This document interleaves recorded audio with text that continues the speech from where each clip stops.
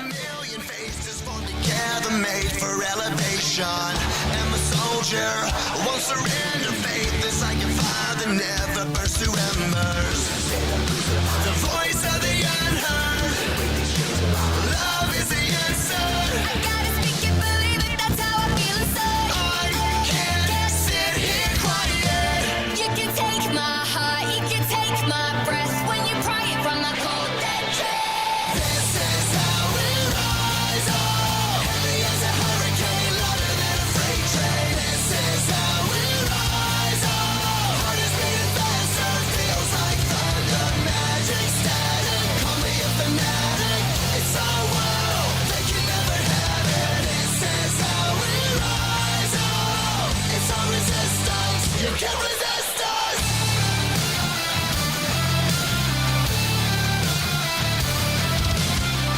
Can you hear me? Are you listening? Sleeping in the shadows could be making history. Through the fire, on the water, used to be a slave, but now you are a conqueror. They can take my heart, they can take my breath when they pry it from my cold dead chest. This is how we rise up. Heavy as a hurricane, louder than a freight train. This is how we rise up. Heart is beating faster, feels like thunder. Magic static, call me a fanatic. It's our world, they can never have it. This is how we rise up. It's our resistance, you can't resist us. Up, up, up, up, up. We're rising up, up, up, up, up. Rising up, up, up, up, up. We're rising up, up, up, up, up. Rising up, up, up, up, up. We're rising up, up, up, up, up. This is how we rise up. It's our resistance. You can't resist us. This is how we rise up. Heavy as a hurricane, louder than a freight train. This is how we rise up. Heart is beating faster, feels like thunder. Magic static, call me a fanatic. It's our world, they can never have it. This is how we rise up. It's our resistance, you can't resist us.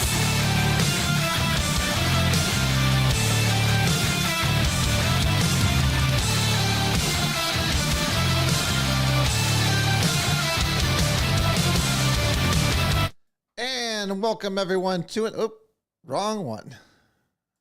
There it is. There I am. Welcome to another episode of Straight Talk with Joe Vollano. We are 2 days away from Election Day, so I hope everyone is prepared. If you haven't gone and early voted yet, it ended today, so you will now have to wait until Tuesday. So you had 14 days to do it. I actually early voted. Myself and George Logan voted together Saturday night over at City Hall. So I tell you what, the process was nice. It was very easy. It was very well put together. So Sue Flynn and Stacey Roy did a great job. I did have an opportunity to talk to Stacey while I was there, who is the Democrat Register of Voters, and I think she had the same advice that most other registers around the state have having, and that's basically saying, hey, we don't need 14 days. 7 days. 7 days is where we should be. So we had a little bit over 7,000 voters in Meriden, she said, as of last night. So I don't know what happened today. So I got to figure we're probably around the 7,500 mark. And they're comfortable in saying that could be done in 7 days. But let's get to some formalities first. Obviously, we're running, so there we go. Paid for by Vollano 2024. And for those of you who are new to the show and may not know who I am Joe Vollano. I'm your host, your guiding light, guiding you through the fogginess of all the nonsense going. Ooh, almost knocked over my my Powerade already. To the fogginess of all the nonsense and all the political ads and everything else going around. So I am here to help guide you through that and break down the complicated to the less complicated, because politicians love to make things sound complicated when they're really not. They're pretty straightforward. And we're going to get into some of that later on in the show. But of course, this show only works best when you are involved. So if you want to call in 203-805-2520, or you could email us straighttalkjv@gmail.com. And of course, if you're on any of the message boards, feel free to jump on in there. I see the message board is off and running already. So I will keep track of what you guys are talking about. And I'll jump in every once in a while just to kind of give my 2 cents onto some of the stuff going on. For those of you who listen to radio in the morning, tomorrow morning at 7:05, I will be on the Vinnie Penn Project. That's on WELI 960. And I believe they're on FM now, too. I think 93.9 FM. On the radio dial. I will be there at 7:05 tomorrow. Just, given we're just going around doing our final take on the election and what we want to see happen. So if you have the time tomorrow, we're going to start I'm on at 7:05 in the morning, 960 WELI. And like I said, I think it's 93.9, but I'm going to double check that, and I'll throw it in the message board if I get to it before the show ends. So, like I said, we have 2 days to go. Obviously, the ads are going all over the place. I see ads for everyone under the sun. So let's break down what is going on. Because I think the one I see the most now is the one that people are talking about. Democracy is at stake. And it is sort of. It's just weird hearing it come from the far left. I'm not talking about Democrats. I'm talking about the far left. The far left are the ones that are saying democracy is at stake when not really. And if it is, it's because of their candidates that literally have stripped you away from your choices and your votes. And it amazes me that Democrats I got to say, most Democrats that I've met are not for Harris. So that's a good thing. They don't like Donald Trump either, but they're not for Harris because they didn't like the way the whole system, the way she got put into the system. They don't like it. And I find that's on the hearts and minds of a lot of Democrats and a lot of swing voters, where they felt there should have been a primary system. And that Kamala Harris was forced upon them. Remember, Kamala Harris ran in 2020. She did not get a single vote during the primary. And she actually had to drop out of the primary race before a single vote was cast. So, because she just didn't have the support. And then she just gets thrown in when they do a coup on Joe Biden. And listen, whatever you feel about Joe Biden and whether or not you think he could have run or not, the process they followed to get rid of him was the most un-American thing I've ever seen in my life. If they felt he was unfit to do the job, they should have invoked the 25th Amendment. I mean, they threatened to do it on Donald Trump many a times. But they should have done that with Joe Biden. And why they didn't is beyond me. So, 96.9. I was close. So 96.9 on the FM dial. So, Linda, thank you very much. You're always right there. So, yeah. So, when they do that process, how can you not expect Democrats to be angry at the process? I mean, you're basically telling them that 14 million, or actually, yeah, it was about 14 million votes don't matter. Remember, 14 million votes were already cast for Joe Biden. And they decided that didn't matter. Because at the end of the day, it's about the win because it's about power. And the power structure that's in Washington now was not going to take the chance on Joe Biden. After that debate, they weren't taking any chances. And they needed someone that that had no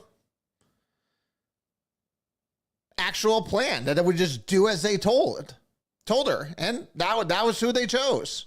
Now, it also doesn't help that Joe Biden came right out and endorsed her. So, they really didn't have anywhere else to go. They were really stuck between a rock and a hard place.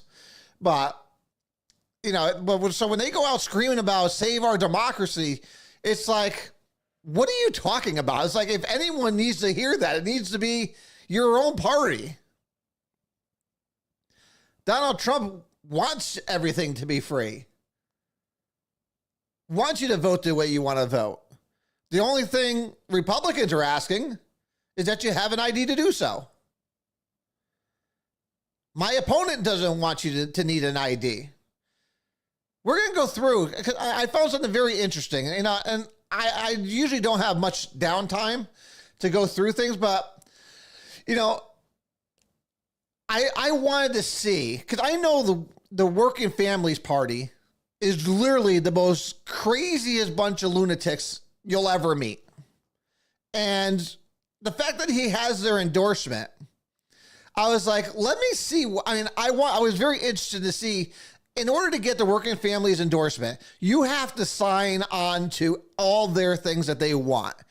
And there's really three things that really stick out.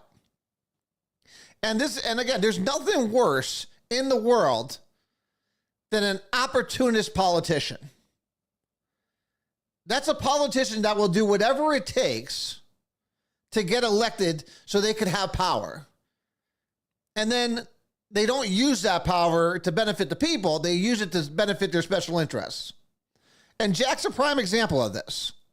And Jack's already shown that that he lives by that rule, where he can be bought and paid for. And we're going to look at some of his endorsements that he got, because I found them quite interesting. But for the Working Families in particular, because they're the most extreme ones. One, they're defund the police. Like, straight down the line, they want to defund the police. They want, I'm gonna bring it up. You are not allowed to work with, and again, and I'm going to read exactly what it says in their thing, moderate Democrats. You're not allowed to work with moderate Democrats.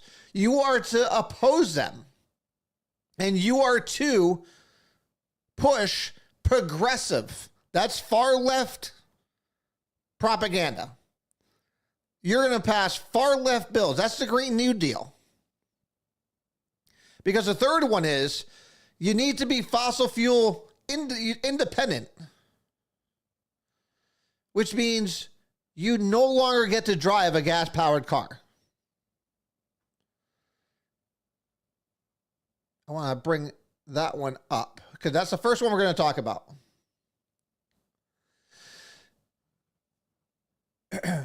So their question is, what measures do you think Connecticut should take to work towards 100% renewable energy in a world without fossil fuels, coal, energy, and natural gas? They do not want any fossil fuels. What does that mean? Now, you think your electricity prices are high. Do we not?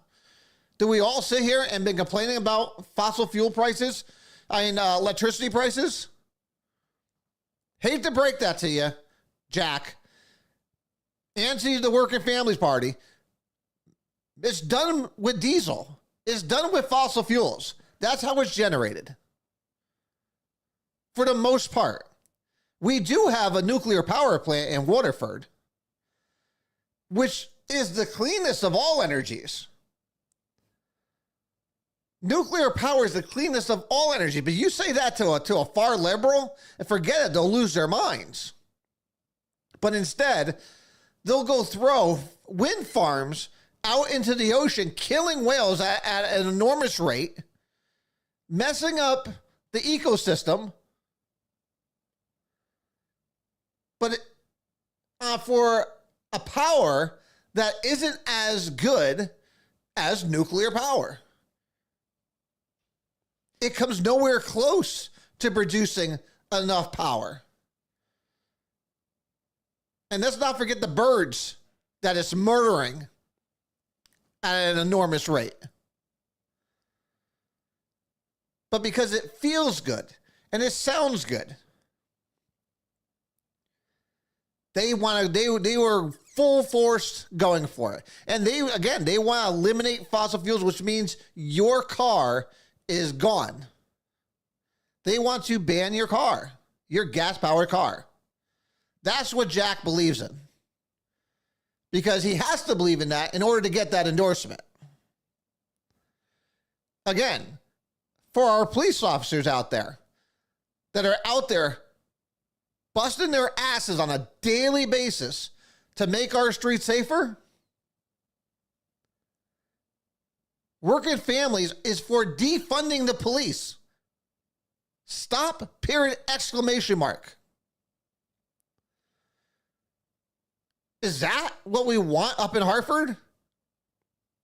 We need to repeal a lot of the police accountability bill. And my opponent wants to defund our police departments. Because that's what he signed on to. And I want to read to you exactly what it says about working with moderates. Because again, he talks about being, in fact, let me just read from his website. Let me read from it. I'm going to go right to his page. Good policy is rooted in strong relationships both across the aisle and across levels of government. Just remember that statement.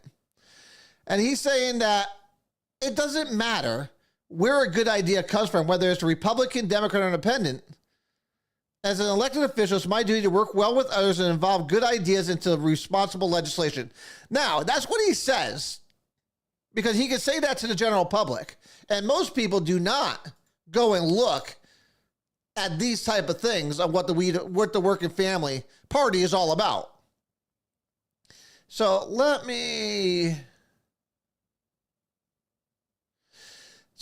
I'm gonna read two of them for you, because these are two that contradict exactly what he just said, that he's willing to work with others. Working Families Party encourages aligned elected officials to work within existing power structures to move towards tangible policies, goals to benefit working people in our state. The strategy sometimes means compromising with moderate colleagues to get something done, and other times means organizing your colleagues to take aggressive stance. I would love to know what that means. Aggressive stance and hold the line on important issues. So basically they're saying you cannot work. Because then in the next sentence here, while we have worked to build progressive power in our legislators, we are often challenged by the moderate caucus who have organized against us. Even Democrats don't like these guys. Even Democrats don't like them. So, in his endorsements, he said, the Democrats endorsed me. We, the Working Families endorsed me. They don't even like each other. They don't even like each other. This is what an opportunist politician looks like. This is what a hypocrite looks like. So even the moderate caucus have organized against us in our fights for expanding health care to undocumented immigrants, expanding paid sick days, which we're going to get into in a couple, and establishing a fair work week. If elected, will you pledge to not join the moderate caucus? That tells you everything you need to know about this group. This group is not looking out for anybody other than the far left progressive movement. Because the Working Families, this is another quote for the Working Family. The Working Families Party sees our endorsement as a first step in a relationship with an elected official who will work to continue on our mutual priorities. A real partnership beyond winning an election helps us accomplish more towards our goals of economic, racial, and social justice. So they want to divide more than they want to unite. So if you see a candidate that has a working families endorsement, just know they're far left. They've committed to being far left. And if you're okay with defunding the police, if you're okay with giving up your gas cars, if you're okay with failing schools, then I guess there's a home for you with them. And for killing small businesses. Because I just said we were just going to talk about paid leave. So right now, the current paid leave, I'm going to bring it up here because I don't want to misrepresent it.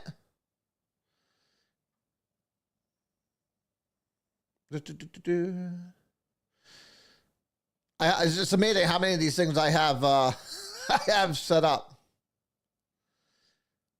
Oh, and if you're okay with boys playing in girls' sports, they believe in that too. So they don't care about your daughters anymore. So here's our next one. In 2011, Connecticut became the first state to pass a statewide standard for paid sick leave for employers of 50 or more with 50 or more employees. So if you have 50 or more employees, you're required to give a certain amount of paid sick days. So they are the will you support expanding paid sick time days legislation to include all business sizes and all job classifications. So basically they're saying no matter how big or small your business is, it doesn't matter whether you have 1 employee, 49 employees, or 100 employees. If you have any employees, you are going to be required to give paid sick leave. Now, the reason why they did it for 50 employees and more is because of the major cost that comes along with it. If you have 1 or 2 employees and one of them is gone for 5 days, that could really damage your business. And a lot of small businesses were totally against that. And again, even Democrats said, all right, that's going a step too far. But the far left, so Jack's partners, because again, he's endorsed by these people. This is what Jack believes because he signed on to this. He believes that small businesses of, again, 1, 2, 5 employees should be subject to this, which they know is going to put them bankrupt. It is a job killer.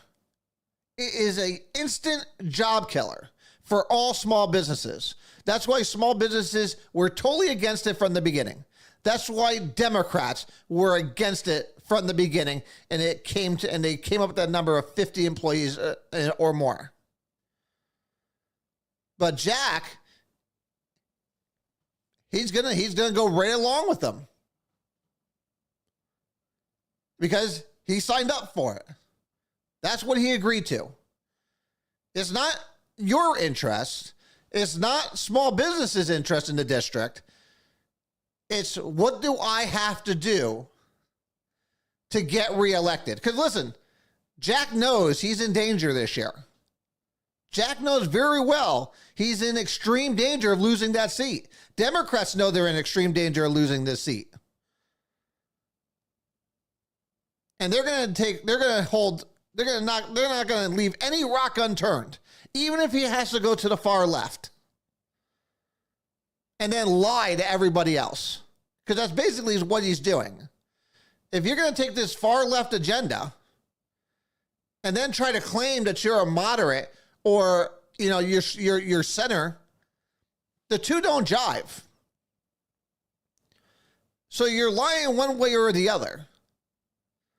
So are you lying that you're center of the road, but you want that extra line? Or are you far left and you're lying to everybody else, saying, no. I'm going to do these center aisle policies, but really you're not. You can't have it both ways here. And now this would have been great for him to answer if he wasn't afraid to come listen to the constituents. It would have been a great conversation to be had at the town hall, but only one candidate showed up. And the other one had too many other things to do that were more important than going to listen to the public.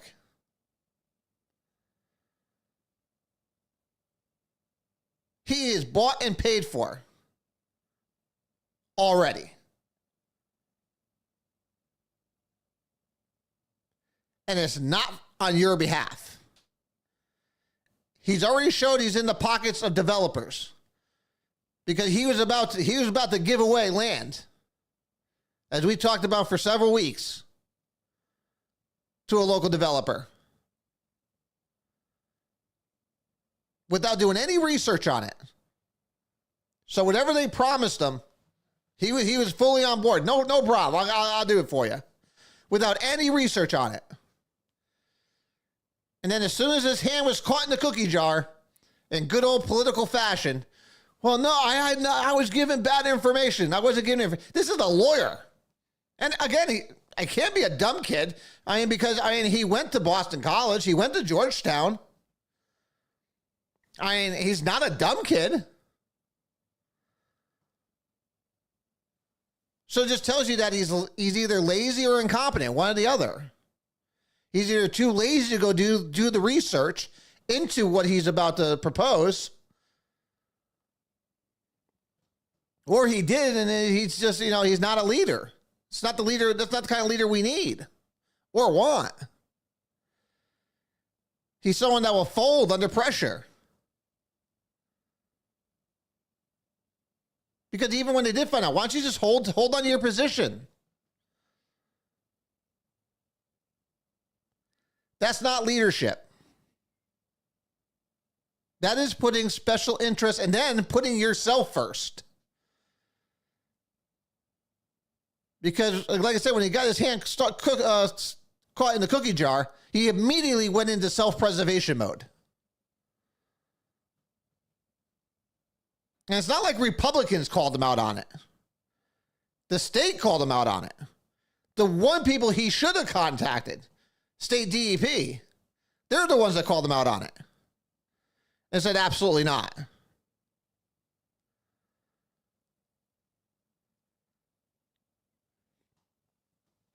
That's not leadership.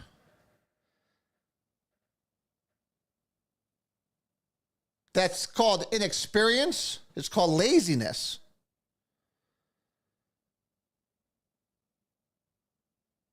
And incompetent.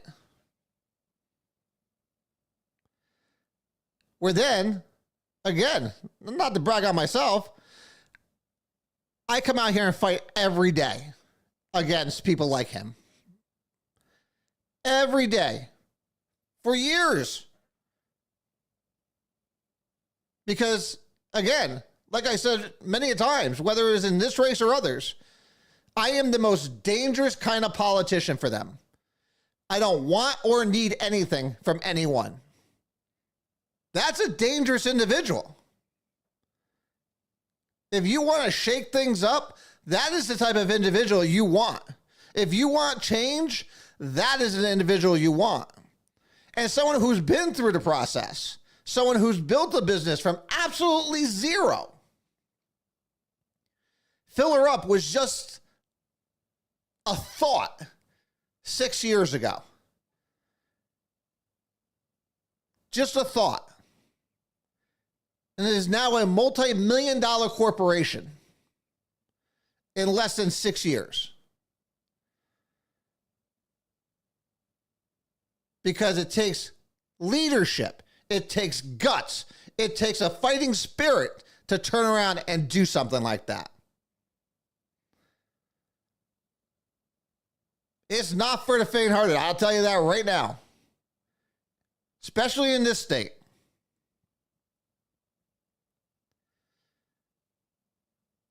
But that's what I've done. I'll take my record and throw it up against anybody's. Against anybody's. Like I said, I don't want or need anything from anyone in Hartford. I know that's why I don't take corporate money. That's why I don't take lobbyist money. I don't take it from nobody. My only special interest is everybody in this district. You are all who I get to fight for every single day. And again, we're not going up to Hartford to sit on our hands. We're not going to Hartford just to sit there and say, hey, look, we got elected. Aren't we awesome? We're going to work. We're going up there to do the work for our seniors. We're going to stop this state from taxing your Social Security benefits. Day one, first bill being thrown out there. We're going to stop the crime in this state, especially in our district. You know, I was going back looking, and I'm sure this is going to come out tomorrow because it's like one of the things that irritates the crap out of me. These street takeovers. These street takeovers are friggin' out of control. They had one this past weekend. They shut down the Q Bridge in New Haven. And we're doing donuts on the Q Bridge. And nobody's held accountable for them. Now, again, if you look at what my opponent wants to do, he's saying, hey, we're gonna friggin' cut funding to police departments. We already know what his fellow Democrats already did. You're not allowed to sit there and intervene. You just get to sit there and watch. And maybe you could get a couple of pictures of license plates later that you could go later on and go pick people up. Instead of, listen, if it was me, cops should have shut down the Q Bridge. They should have came up the Hamilton Street exit and literally shut it down. Trap them all in there and arrest every single one of them. East Haven is right there. New Haven on the other side with the state police, we could have had these guys. They were there for over 20 minutes. And you're trying to tell me we couldn't stop that? We didn't do anything about it? We need strong, resolute policies on stopping it so that when we get these guys or girls, first thing we're going to do is confiscate their property. If you are involved in a street takeover, your car is confiscated. Gone. Done. Just as if you were drug dealers. If your car is caught in a drug deal, your car is confiscated. Same thing. What's the difference? I mean, look at what we had in the city of Meriden. They were jumping on our police cars. They were taunting our police officers. Berlin's had 3 street takeovers in the past year. And what is my opponent doing? Signing pledges to defund our police. That's what he's doing.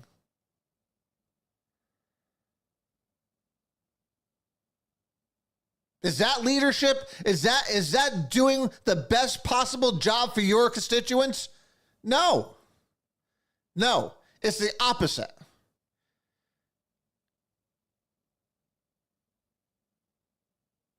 And we all have to remind him about that. And that's why he needs to be voted out. And I think he will, and I know he's going to get voted out. Berlin is coming out strong. Berlin is coming out strong. The numbers coming out of Berlin are fantastic. I was in Cheshire today. Cheshire is phenomenal. Republicans are coming out. They didn't come out 2 years ago. Republicans are coming out this year in Cheshire, which is desperately needed. And Meriden, at the end of the day, it's going to come down to Meriden. Let me run through some numbers for you, because you guys all know I'm a numbers guy. Berlin, I believe we're going to, and again, this is just going from historical numbers. We're going to win Berlin by about 300 to 350 votes. 2 years ago, we lost. I didn't lose Cheshire, but Lou, who ran in the 83rd 2 years ago, lost only by 70 votes in Cheshire. And that's with a lot of Republicans not coming out. If I look at my numbers in the 83rd from last year, I won the 83rd.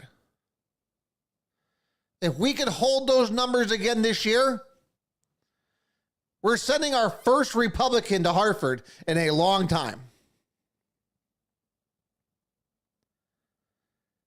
And Hartford better be ready for us. Because we're coming to get shit done.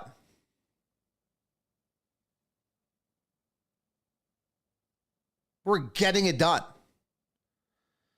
Our seniors deserve it. Our constituents deserve it.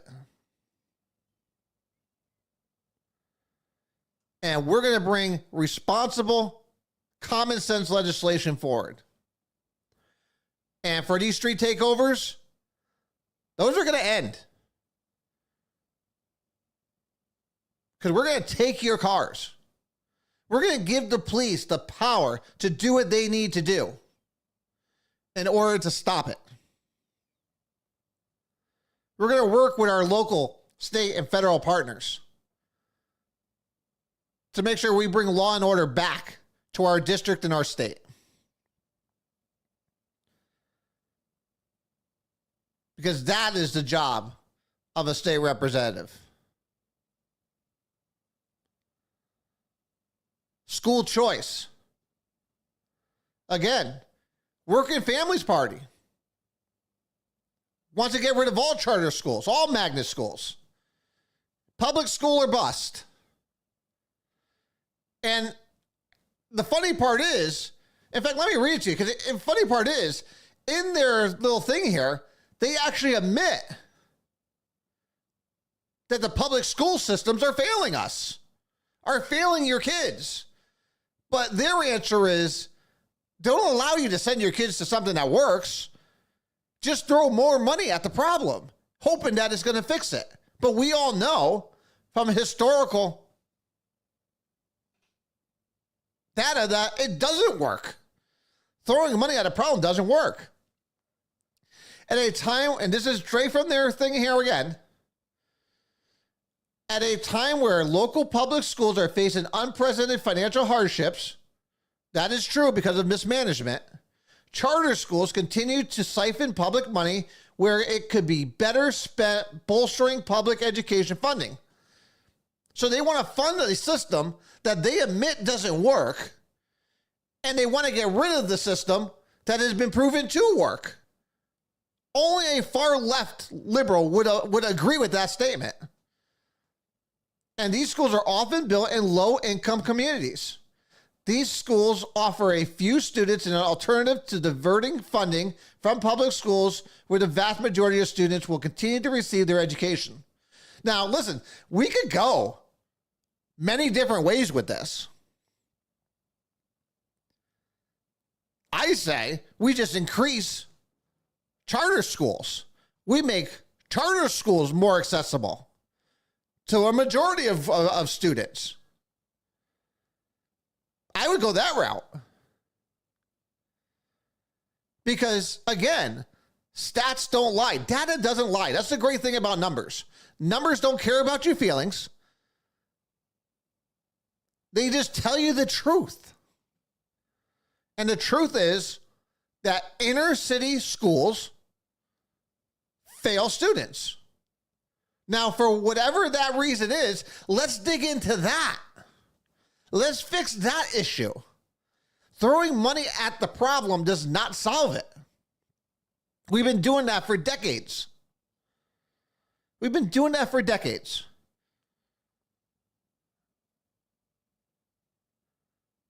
So it's just, and again, this is the part that really made it funny to me.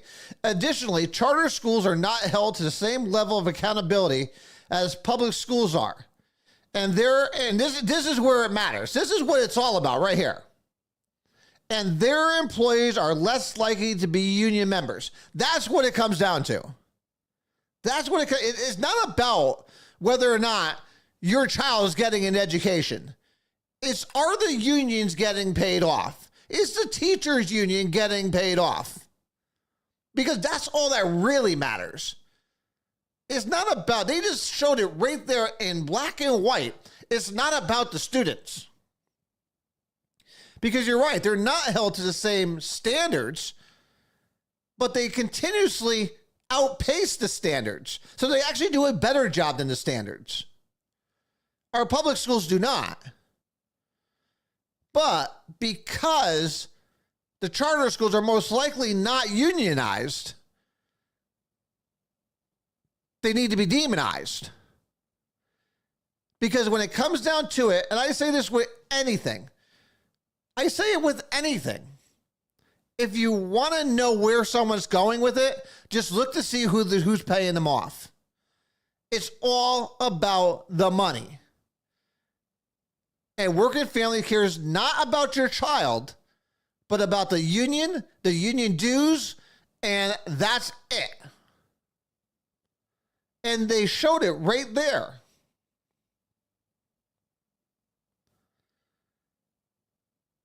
That's what my opponent signed up for. That's what he signed up for. That and the next one. And I like the way they worded this one. Right-wing activists have recently targeted school policies that support trans, non-binary students and or sought to place new restrictions on them. If elected, will you implement protections for the LGBTQA plus students? So basically what they're saying, see, they're being very slick with it. They're being very slick. No one cares. At the end of the day, no one cares. And I don't think any, other than you are far right Republicans, no one cares. No one gives two craps on whether you want to be LGBTQA plus students. No one cares. What we do care about, and this is what they won't tell you in this, we do care about boys changing in girls' locker rooms. We do care about the daughters who have to go to school and feel comfortable and safe. And they don't want to be changing with boys in the locker room. They don't want to be competing against boys in sports. I don't know why that is such a hard thing to understand from the far left. Title IX is there for a reason.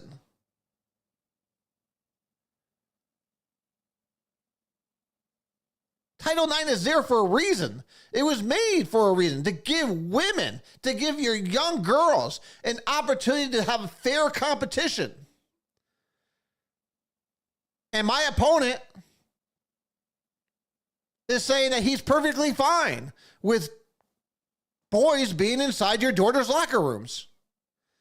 He's perfectly fine with them having tampons in boys' locker rooms. Why? It doesn't make any sense to me. Because girls should not be in boys' locker rooms.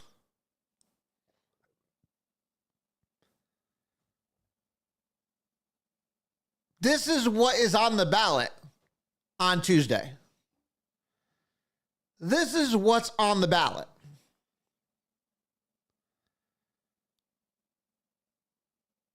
So if you have not voted yet, make sure you do go and vote on Tuesday. Because there's a lot at stake. And I'll agree with the Democrats. This is a historic election. It is historic. And it's historic by this, in this way. Not the way they're thinking. We have, and this is very rare, we have two people running for president who have been in the executive power branch for 4 years, respectively. We know how each one of them govern. We've seen it with our own two eyes. With our own two eyes, we have all seen it. We have Donald Trump's economy that was the most robust in American history,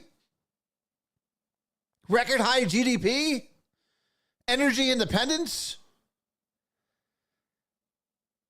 low gas prices, no inflation. Everybody was loving life. And we know what the last 3.5 years have been like under Harris and Biden. It's been a train wreck. Out of control spending, spent $6 trillion. Hyperinflation. Everything has gone up. Electricity rates through the roof. And that's not thanks to the federal government. That's thanks straight to the Democrats in Hartford.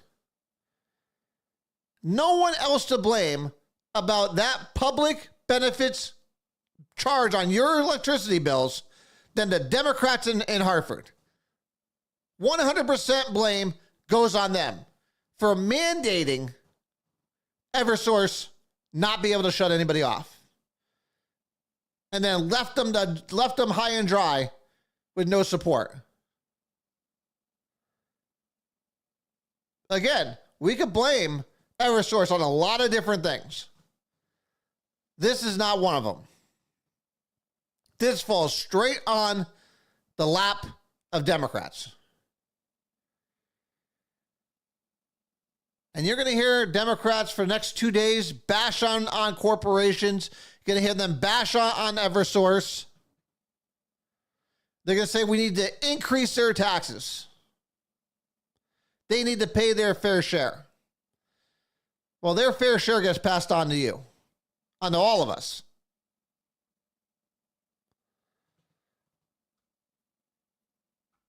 It's very odd listening to Democrats lecture us on anything. Because in this state, when they talk about inequalities on the working families, they love to talk about inequalities, systemic racism within Connecticut. I'm sorry, ladies and gentlemen, there's only been one party rule in this state for a long time. So if any of those things are happening in this state, it falls on one party, and that's the Democrats. So if you're thinking about voting for the working families and you believe that that is true, that there is systemic racism in our state, and you want someone to blame, you can't blame Republicans for it. Or as they like to put, the right-wing extremists. You can't blame us for it. We haven't had the power here. It's been Democrats all along. Which is why a lot of the African American and a lot of the Hispanic community is now coming to the Republicans.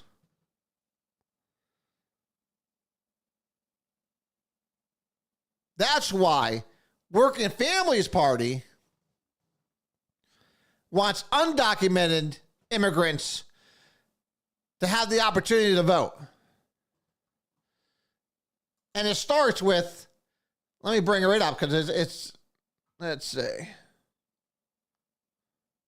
Oh, and they want criminals to vote.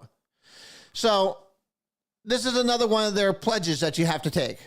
Community benefits from democratic input from all their residents.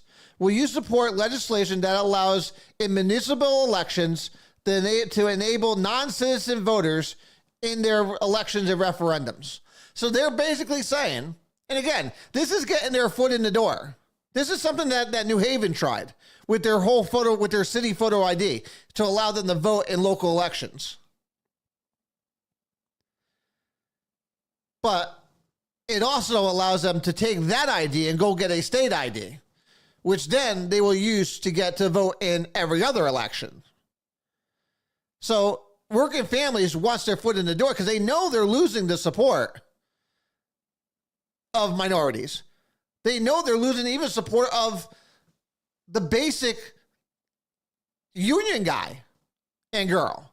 They may have the upper management, the upper leadership of the unions, but the workers, look at the Teamsters, 60% are going for Donald Trump. They're losing that grip on the union guys. They're losing their grip on Hispanics. Because, listen, Hispanics, legally, people that came here legally, immigrated here legally, absolutely despise illegal immigration. Because they know how hard it is to go through the process to become an American citizen. And they're basically saying, why are we going to allow people just to walk over the southern border and get amnesty? It's a privilege to be a United States citizen. I think a lot of American-born people take that for granted. I think a lot of people take it for granted being an American citizen. It is an honor. It's a privilege. And we should embrace that and want to encourage everyone to come here. But come here legally. No one's saying we don't want immigration here. We just want legal immigration here. And a lot of Hispanics want the same thing. And I think Donald Trump's even smart in saying, you know what? When we find these drug dealers that are bringing fentanyl over the border, we're going to confiscate all their wealth.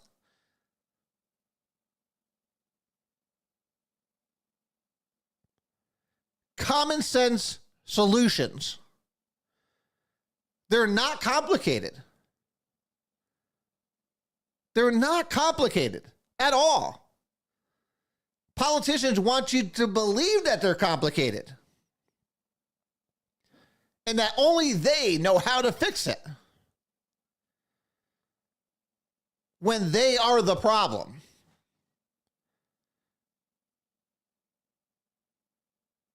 And then the illegal immigration, it's on both sides. Because there's a lot of corporations that love the illegal immigration because it's cheap labor for them.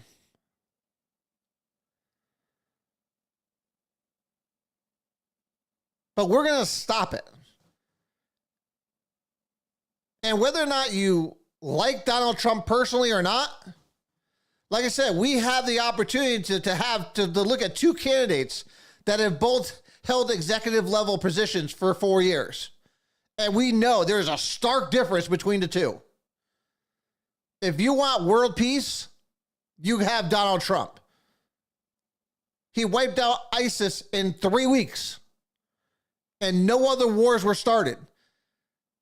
Afghanistan, the killing in Afghanistan, came to a screeching halt while Donald Trump was in office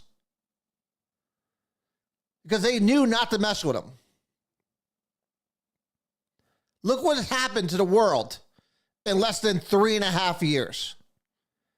It has gone to hell in a handbasket because no one fears us anymore. They know there's weak leadership. And listen, I'm going to put my prediction out there. This isn't even going to be close. I don't even see this presidential race being close. Trump's going to win North Carolina. He's going to win Georgia. He's going to win Pennsylvania. He's going to win Michigan. He may lose Wisconsin. He may lose Nevada. He's going to win Arizona. New Mexico, I think, is going Donald Trump.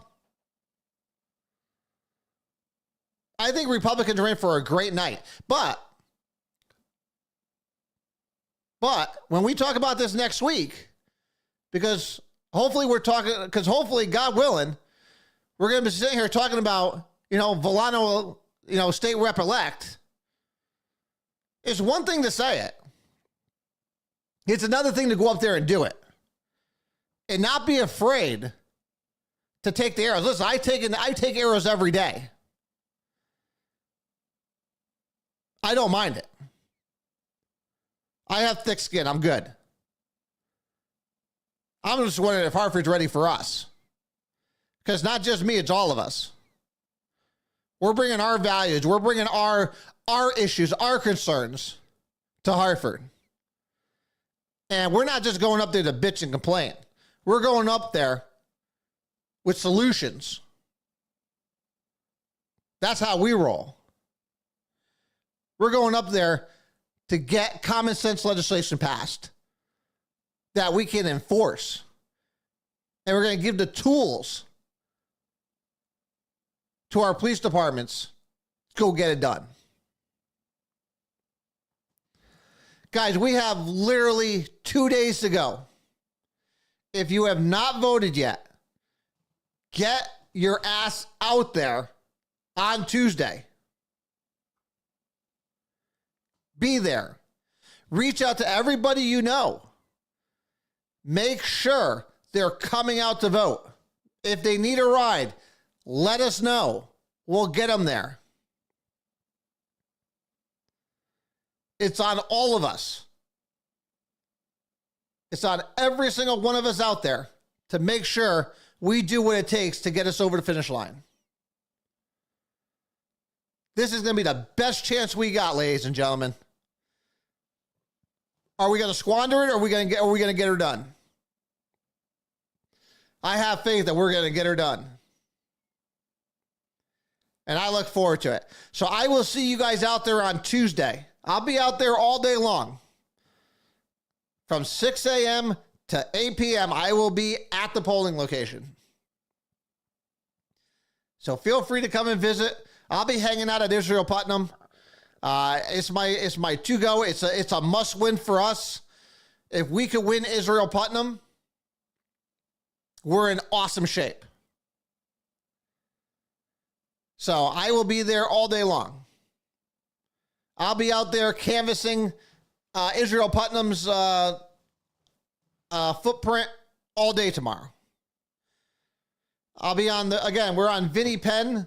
We're on the Vinnie Penn Project tomorrow morning, 7:05 on 960 WLI or 96.9 on the FM dial. So feel free to listen in, call in on that also. But until then, guys, this is it. This is it. This is our last get together before the big day. Let's do it. Let's show this district what we're all about. Let's show this district that we've had enough. And we're sending a fighter up to Hartford. We're sending the big guns up to Hartford to get things done. Someone who's not afraid.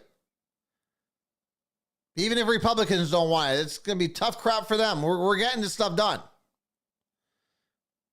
We're gonna turn this thing around. We're starting in this district. The 83rd district is is again home base, and it's going to be the catalyst of pushing everything else forward.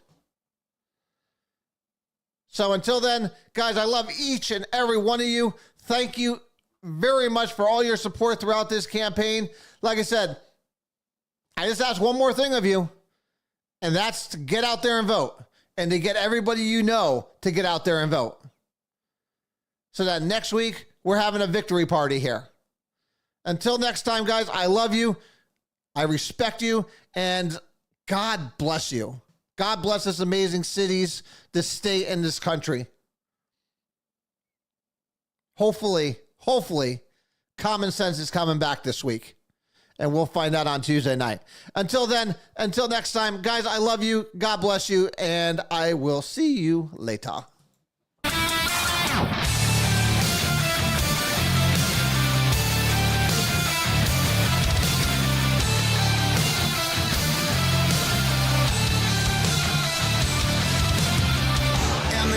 And a million faces formed together, made for elevation. And a soldier won't surrender faith. It's like a fire that never burns to embers. The voice of the unheard. Love is the answer. I gotta speak it, believe it, that's how I feel inside. I can't sit here quiet. You can take my heart, you can take my breath when you pry it from my cold dead chest. This is how